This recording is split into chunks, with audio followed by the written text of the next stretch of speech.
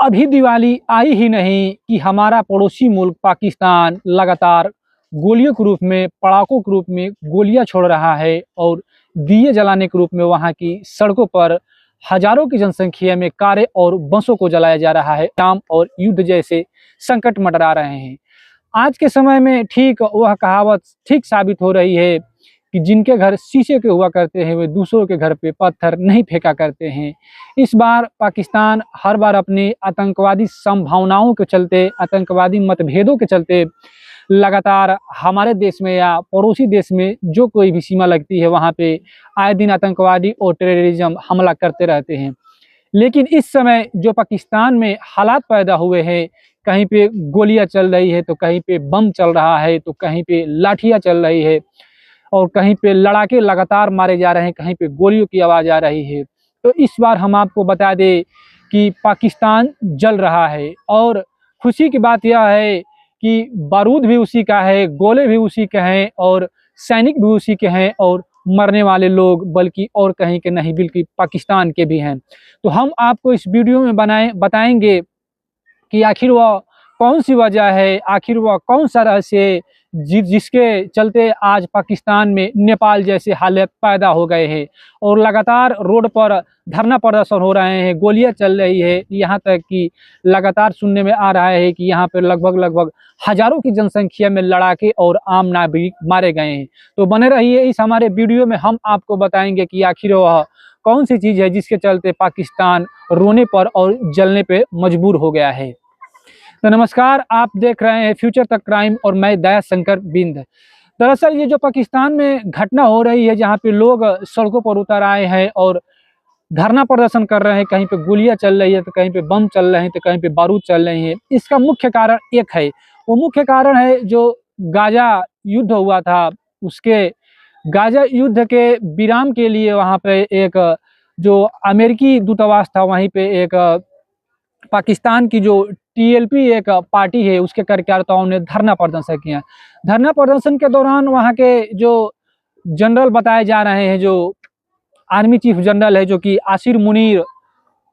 वो अचानक सुनने में आया है या दावा में आया है कि वो अचानक जो धरना प्रदर्शनकारी थे, जो प्रदर्शन कर रहे लोग थे, उन पर गोलियां चलानी शुरू कर दी और गोलियों में लगभग हजारों की जनसंख्या में लोग मरे हैं। इसके बाद पाकिस्तान की जो आम नागरिक थे वह बेकाबू हो जाते हैं। बेकाबू होने के बाद अलग अलग शहरों में यह विरोध प्रदर्शन शुरू हो जाता है और कहीं पे पाकिस्तान जल रहा है तो कहीं पे लाहौर जल रहा है तो कहीं पे रावलपिंडी जल रही है तो कहीं पे इस्लामाबाद जल रहा है।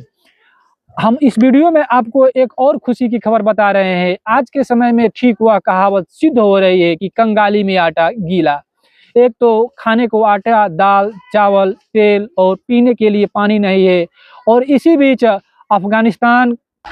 अब इधर पाकिस्तान में एक और संकट मंडरा रहा है जो कि पाकिस्तान का ही हम पड़ोसी मुल्क अफगानिस्तान है, जिससे भारत की एक अच्छी खासी दोस्ती का मिसाल साबित कर दिया है।